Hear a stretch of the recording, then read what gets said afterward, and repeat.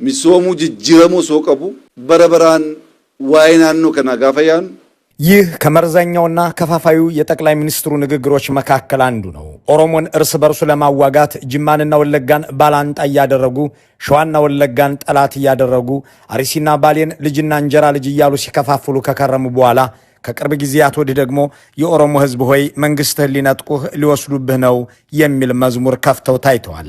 በታሪኩ አይቶት የማያውቅን እልቂት በአፍጋኒስታንና የመን በሶሪያና ኢራቅ ዜናዎች ላይ በቴሌቪዥን በሚያውቃቸው ድሮኖች ላለፉት ዓመታት ጭፍጨፋ ያደረሱበትን ሕዝብ ወለጋ ድረስ ሄደው መንግስትህን ሊወስዱት ጠላቶችህ ቢላ ይዘው መጡ ይሉታል። ግዴሎትም ይህ መንግስት የኦህዴድ ምርኮኞች መንግስት እንጂ የኦሮሞ መንግስት አይደለም። ኦሮሞን በአየር በምድር እየገደላችሁ የኦሮሞን እናት ያለ ልጅ ያስቀራችሁ የኦሮሚያን ትምህርት ቤቶች ወደ እስር ቤት የቀየራችሁ እናንተ ናችሁና ኦሮሞ ከእናንተ ውጪ ግንባር ቀደም ጠላት የለውም ብሎ መሟገት የዚህ ዝግጅት አስኳል ነው። በእርግጥም ይህ አገዛዝ የኦሮሞ ህዝብ መንግስት ሳይሆን የኦህዴድ ብልጽግና ለዚያውም የምርኮኞቹ መንግስት ነው የሚለው ነጥብ የህግ የፖለቲካና የታሪክ ማስረጃዎች አሉት። ከህግ ማስረጃው እንጀምር። የብልጽግና ፓርቲ በ2012 ሲመሰረት ከህወሓት በስተቀር የኢህአዴግ አባልና አጋር ድርጅቶችን ይዞ መቋቋሙ ይታወሳል። ፓርቲውን ሲመሰርቱም የየራሳቸውን መጠን ይዘው የቀረቡ ሲሆን ኦህዴድ 34% ወንበር በመያዝ አብላጫ ድምፅ ኖሮት እንዲቀጥል ተስማምቶ ተወስኖለታል። ይህ በምስሉ ላይ የሚያመለክተው የራሱ የብልጽግና ሰነድ በግልጽ እንደሚያስቀምጠው እነ አዴፓና ሌሎች ፓርቲዎች የኦህዴድ ምክትልና ነባር ተላላኪ ሆነው ለመኖር የቆረጡና የተስማሙ መሆናቸውን ነው። ስለዚህ በብልጽግና የመመስረቻ ደንብ መሰረት አብላጫውን ድምፅ ኦህዴድ ይሆናል ተብሏልና ፓርቲው በቀዳሚነት የኦህዴድ ብልጽግና ተብሎ መጠራቱ ትክክለኛ ስያሜ ነው። ይህ ማለት ግን ከአብይ አህመድ ወንጀሎች አጠገብ ሁሉ ተመስገን ጥሩነህ፣ ከብርሃኑ ጁላ ጥፋቶች ስር አበባው ታደሰ፣ ከአዳነች አበቤ ደባዎች አጠገብ ጃንጥራር አባይ፣ ከደመላሽ ገብረ ሚካኤል እኩል አገኘሁ ተሻገር ወይም ሌሎች የሉም ማለት አይደለም። አገዛዙ ራሱን እንደ ኦሮሞ መንግስት አድርጎ ለመከሰት በብዙ የሚደክም መሆኑ በተደጋጋሚ ታይቷል። ሽመልስ አብዲሳ ላሟም ጥጃዋም የኦሮሞ ሆናለች፣ ብልጽግናን የመሰረት ነው ሌላውን እየላክን አገር ለመግዛት ነው ብለዋል። ብርሃኑ ጁላ ተረኞች ነን ሲሉ በግልጽ ተናግረዋል። አብይ አህመድ ኦሮሞ ሆይ መንግስትህን አድን እያሉ ሁሌም ይናገራሉ። በኢትዮጵያ መንግስታት ታሪክ 4 ኪሎ የገባ መሪ በዚህ ልክ የበታችነት ስሜት ውስጥ ወድቆ የአንድን የሆነ አካባቢ ህዝብ መንግስትህ ነኝ ብሎ ሲናገር የተደመጠበት ጊዜ የለም። ነገስታቱም ሆኑ መንግስቱ ኃይለማርያም፣ መለስ ዜናዊም ሆኑ ኃይለማርያም ደሳለኝ የሸዋ የጎንደር የትግራይ ወይም የወላይታ መንግስት ነው ሲሉ ተደምጠው አያውቁም። አብይ አህመድና ምስለኔዎቻቸው ግን ኢትዮጵያን የሚያህል ግዙፍ ሀገር ተሰጥቷቸውም የኦሮሞ መንግስት ነን እያሉ ይጠባሉ። አዎ የኦሮሞ መንግስት ናችሁ ቢባሉም ደስታቸው እንደሆነ ብርሃኑ ጁላ ሲናገሩ ብንሆን ምን ችግር አለው ብለውታል። ይህ ግን በፍጹም ስህተት ነው። የኦሮሞ ህዝብ ገዳዮቹን መግደላቸውም ሳይበቃ እርስ በርስ እንዲጋጭ ከጎረቤቶቹም እንዲፋለም የሚጠሩትን ገዢዎች መንግስቴ ናቸው ማለት አይችልም የሚለውን የሚያነሱ ሰዎች የመኖራቸውን ያህል የእነዚህ ገዢዎች ንግግር ለሌሎች ኃይሎች የተመቸ ሆኖ ብልጽግናን እንደ ኦሮሞ መንግስት ለመመልከት የሚዳዳቸው የፖለቲካ ኃይሎችም ታይተዋል። የኤርትራው ኢሳያስ አፈወርቂ ሳይቀሩ የብልጽግናው አገዛዝ የኦሮሞማ መንግስት ነው በማለት ሲናገሩ መደመጣቸው አይዘነጋም። ይህንን አንዳንድ የዲያስፖራ ፖለቲከኞችም በአንድ ወቅት ሲናገሩት ተሰምተው ነበር። ትክክለኛው አገላለጽ ግን ይህ አገዛዝ የኦህዴድ ብልጽግና እንጂ የኦሮሞም አይደለም የሚለውን ሐሳብ የሚስማሙበት ሰዎች ኦህዴድ በኦሮሞ የፖለቲካ ታሪክ የተናቀ የተጠላና እንደ ዲቃላ የሚታይ ነው። አብይ አህመድንም አባዱላ ገመዳንም ደመላሽ ገብረ ሚካኤልንም ሆነ አዳነች አበቤና ብርሃኑ ጁላን ያመጣው ይሄው የተላላኪነት ስምሪት ሆኖ ሳለ ይህ ኦህዴድ የተሰኘ ስብስብ ብልጽግናን በአብላጫ ድምፅ ለመምራት ወስኖ ሲመጣ የኦሮሞ መንግስት ሳይሆን የኦህዴድ መንግስት ነው መባል ያለበት ይላሉ። ኦህዴድ የምርኮኞቹ መንግስት ነው የሚለው ነጥብ ደግሞ እዚህ ጋር ይነሳል። የጭካኔና የጥፋት በትራቸው የመክፋቱ ምክንያትም የኦህዴድ ምርኮኛነት ነው የሚሉ ሰዎች ከአፈጣጠሩ ይነሳሉ። በእርግጥ ኦህዴድ ምርኮኛ ነው ሲባል ምን ማለት ነው? አዮ ዲሞክራሲ ሚሶማና ኬኛ አዮ ዲሞክራሲ የኦሮሞ ህዝብ ዲሞክራሲያዊ ድርጅት በሚል ስም የሚንቀሳቀሰው ኦህዴድ የራሳቸውን የፖለቲካ ዓላማ አንግበው በረሃ በወጡ የ60ዎቹ ወጣቶች የተመሰረተ ድርጅት አይደለም። ይልቁንም ለወቅቱ መንግስት ወግነው ሲዋጉ በሻቢያ በህወሓትና በኢህድን የተማረኩ ሰዎች በማራኪዎቻቸው ነፃ ግዛት ውስጥ የመሰረቱት ድርጅት ነው። እነዚህ ሰዎች በጦሩም ሆነ በፖለቲካ ውስጥ እንዲገቡ ተደርገዋል። ለአብነት ራሳቸውን እንደ ኦህዴድ ብልጽግና አያቶላህ የሚቆጥሩት አባዱላ ገመዳ የሻቢያ ምርኮኛ ሆነው በሳህል በረሃ እንጨትና ድንጋይ ከመፍለጥም ወጥተው ኢህድንን ተቀላቅለው ፖለቲካ እንዲሰሩ የተደረጉት በታጋዮች መካከል በተደረገ የምርኮኛ ቅብብሎሽ እንጂ በራሳቸው የፖለቲካ አጀንዳ ተመርተው አልነበረም።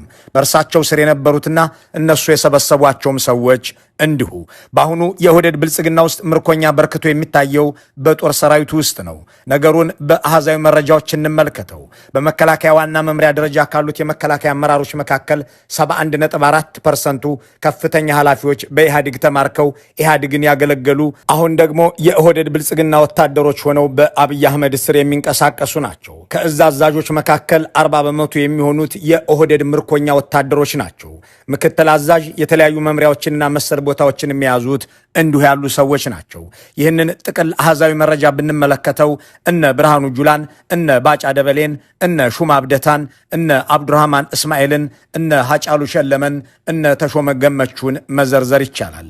ህወሓት የ17 ዓመቱን ትጥቅ ትግል በድል እንዳጠናቀቀው ረዱኝ ከሚላቸው ምክንያቶች አንዱ ለምርኮኞች ያደርግ የነበረው እንክብካቤ እንደሆነ ይጠቀሳል። በእርግጥም ህወሓት የማረካቸውን ደጋግሞ ይለቅ እንደነበር ራሱ ብቻ ሳይሆን የደርግ ባለስልጣናት ጭምር በመጽሐፋቸው አስነብበዋል። ህወሓት የማረካቸውን ሰዎች ሲንከባከብ ግን የፖለቲካ ፓርቲ ፈጥሮና ፖለቲከኛ ሁኑ ብሎ አሰማርቶም ጭምር ነው። ሲንከባከብ መንግስትም አድርጎ ነው። እዚህ ጋር አንድ አስገራሚ ነገር አለ። ህወሓት ኢህአዴግ ኦህዴድን እንደ ምርኮኛ ይመለከተውና ያልተቋረጠ እንክብካቤ ያደርግለት የነበረው እስከ ህይወቱ ፍጻሜ ድረስ ነበረ። ነገሩን የበለጠ ለማስረዳት ኢህአዴግ ምርኮኞችን የመንከባከብ አባዜው እስከ ህይወት ፍጻሜው ቀጥሏል ለሚለው ትክክለኛ ማሳያ ኦህዴድ ነው የሚለውን ለማስረገጥ ሁኔታዎችንና ሁነቶችን እናስቀምጥ።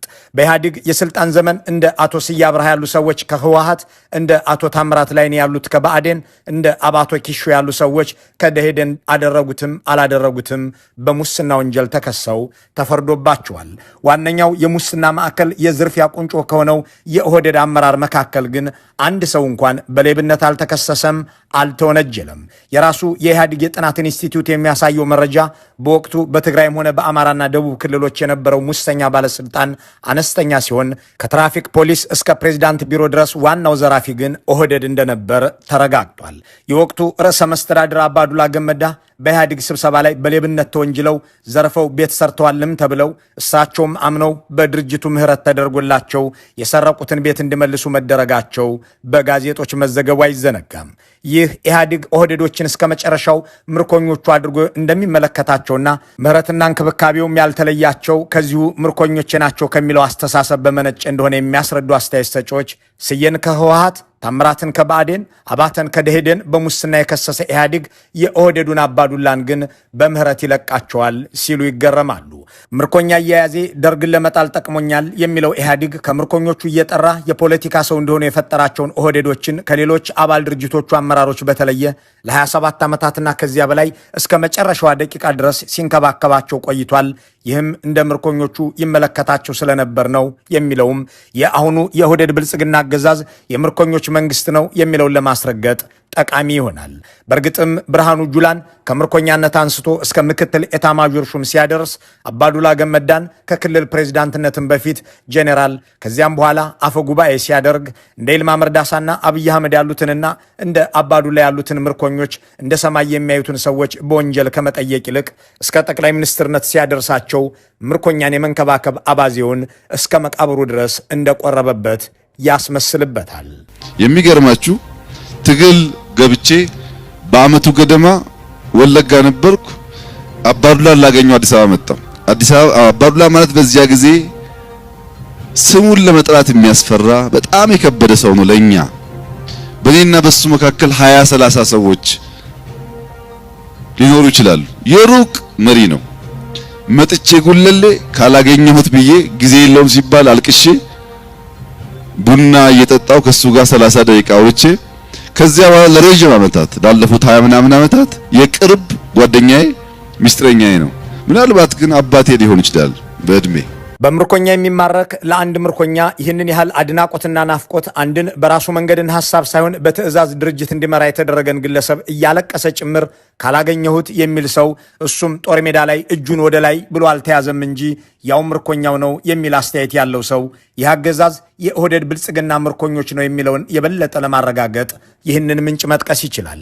የኦህዴድ ብልጽግና ሰዎች ለ27 ዓመት በኦሮሚያም ሆነ በኢትዮጵያ ውስጥ መንግስት ሆነው የኖሩ ቢሆንም በ17 ዓመቱ የትጥቅ ትግል ዘመን ተማርከው የተሰባሰቡ በመሆናቸው ኢህአዴግ በስልጣን ዘመኑ ያሳካቸውን አገራዊ ድሎች አይኮሩባቸውም። የተከሰቱ ጥፋቶችን ደግሞ እነሱ እንዳልነበሩበት እንዳልተሳተፉበት ሲላላኩም እንደነበር አድርገው ይገልጻሉ። በአጠቃላይ ምርኮኛ አድርጎ የፖለቲካ ሰው ናችሁ ብሎ ትላልቅ መንግስታዊ ኃላፊነት የሰጣቸውን ኢህአዴግን እንደ ራሳቸው መንግስት አይቆጥሩትም የሚሉ ሰዎች ይህ የምርኮኛ ስነ ልቦና ነው ይላሉ። አንድ ወታደር በጦር ሜዳ ከተማረከ በኋላ እንኳን አስተሳሰቡ ሕይወቱም ከእርሱ ቁጥጥር ውጭ ሆኗል። እናም በማረኩት ሰዎች እየታዘዘና እየተላላከ ኑሮውን ይገፋል፣ እድሉን ሲያገኝ ደግሞ የበቀል ዱላውን ያነሳል ሲሉም ያብራራሉ። በአገሪቱ ውስጥ የሚቀሰቀሱ ጦርነቶችና የሚባባሱ ግጭቶች የመበርከታቸው ምክንያት ይሄው ምርኮኛነት ያመጣው የበታችነት ስሜት ነው የሚሉ ሰዎች ኦህዴድ መጀመሪያ የዘመተው በማራኪውና በፈጣሪው ኢህአዴግና ህወሓት ላይ መሆኑን ያነሳሉ። ለዚያም ነው የማራኪዎቻቸውን ድርጅት መስራች አመራሮች ማለትም የህወሓትን ገድለው የብአዴንን ሰዎች አስረው ከኦህዴድ አቻዎቻቸው ግን አንድም ሰው ያላሰሩት ያልገደሉት የሚሉ አስተያየት ሰጪዎች በአሁኑ ወቅት እነዚያ ምርኮኞቹ ኦህዴዶች የተነጠቁት ቤትና ንብረት የተከለከሉት ጥሮታ ሳይጓደል የመኖራቸውን ነገር ያነሳሉ። ምርኮኞቹ በምቾት ሲኖሩ፣ የማራኪዎቹ ብአዴንና ህወሓት አመራሮች ግን ንብረቱን ያልተነጠቀ፣ ቤቱ ያልተወሰደበት፣ ቤተሰቡ ያልተበተነ፣ ጡረታውን ያልተከለከለ ጥቂት ነው። ይህም የምርኮኛ በቀል ውጤት ነው ይላሉ። ምርኮኛ በልቡ ውስጥ ታስሬ ነበር፣ ተዋርጄ ነበር የሚል ቂም ይዞ ሲኖር ሹመቱን በቀል ለመፈጸም እንደ ትልቅ ዕድል እንደሚቆጥረውም እነዚሁ ኦህዴዶች ማሳያ ናቸው ሲሉ ይጨምራሉ። ከዚህ አስተያየት ጋር የሚጣጣም ክስተት የሚያስነብበን የቻይና ታሪክ እስከ 20ኛው ክፍለ ዘመን በዚያች ሀገር የነበረን የጃንደረቦች ሕይወት ይተርክልናል። በቀድሞዋ ቻይና በጦር ሜዳ የሚማረኩ ሰዎች የቤተ መንግስት አገልጋይ እንዲሆኑ ይደረግ እንደነበር የጻፈው ሱን ያኦቲን ዘ ላስት ዩናክ ኦፍ ቻይና በተሰኘ መጽሐፉ ይህንን ሲያስቀምጥ እንዲህ ይላል። በአገሪቱ ጦርነት ሲካሄድ የሚማረኩ ሰዎች ወደ ቤተ መንግስት የሚገቡት መውለድ እንዳይችሉ ተደርገው ተኮላሽተው ነበር። ይህ የሚደረገውም የቤተ መንግስቱን ሴቶች እንዳይተናኮሉ ነው። እነዚህ ጃንደረቦች ልጅ መውለድ ስለማይችሉ ነገስታቱ ለዙፋኑ የዘር ስጋት አይሆኑምና በቤተ መንግስት ውስጥ ለሚኖሩ ሴቶች አስተማማኝ አገልጋይ ናቸው ብለው ያምኑ ነበር። እናም የሚሰጣቸውን የዕለት ተዕለት የቤተ መንግስት ስራዎችን ማከናወን፣ ዕቁባቶችን ማስተዳደር፣ ጽዳት፣ ምግብ ማብሰልና በተለያዩ ስነ ስርዓቶች ላይ መሳተፍ የሚያስችል ስልጣን ይሰጣቸዋል። ጊዜ እያለፈ ሲሄድ እነዚህ ጃንደረቦች የንጉሠ ነገሥቱን ሰነዶችና ገመናዎች የመቆጣጠር ስልጣን፣ የመንግስትን ድክመቶችና የስልጣንን ጠቀሜታ የማወቅ ዕድል እያገኙ ሄዱ። እናም እነዚያ በሎሌነት ብቻ ሊሰሩ የገቡት ጃንደረባዎች በሙስና ተዘፍቀው ንጉሠ ነገሥቱን እንደፈለጉ የሚያሽከረክሩበትን ሁኔታ ሲያገኙ የራሳቸውን ምስጢራዊ ፖሊስ አደራጁ። በንጉሱና በተለያዩ ወገኖቹና ደጋፊዎቹ መካከል ገብተውም ሴራ ሸረቡ። ልጅ ስለሌላቸው የራሳቸውን ስርወ መንግስት ለመተካት አይሞክሩምና ለአፄው ብቻ ታማኝ ይሆናሉ ተብለው የታመኑት ምርኮኞች በመጨረሻ ንጉሱን መርዘው በመግደል የግል ጥቅማቸውን ለማስጠበቅ ሲሉ ከባዕድ ወራሪዎች ጋር በሚስጥር በመደራደር አገሪቱን ለጥቃት አጋልጠው ህዝብን ያስጨረሱ ሆነው ታሪካቸው ያበቃል። ይህ በእርግጥ የኦህዴድ ምርኮኞች ታሪክ እንጂ በሩቅ ዘመን በሩቅ ምስራቅ ውስጥ የተፈጸመ አይመስልም። የኢህአዴግ ጃንደረባዎች የሚቆሙለት ሀገርና የሚወጉንለት ህዝብ የለም ሲባል ከምርኮኛ ስነ ልቦናዊ ታሪክና ትንታኔ በመነሳት ጭምር ነው። ለዚያም ነው በማራኪዎቻቸው የህወሓትን ኢህአዴግ ሰዎች እንዲሁም በሌላው የኢትዮጵያ ህዝብ ላይ የተነሱት። ጥያቄው ግን ጀግናን አከታትሎ መውለድ፣ ታማኞችንና የአገር አውራዎችን መፍጠር የሚሆንለት የኦሮሞ ህዝብ እነዚህ ሰዎች የመሰረቱትን አገዛዝ የኦሮሞ መንግስት ነው ሲሉት ይቀበለናል ብለው እንዴት ታሰበላቸው የሚለው ነው።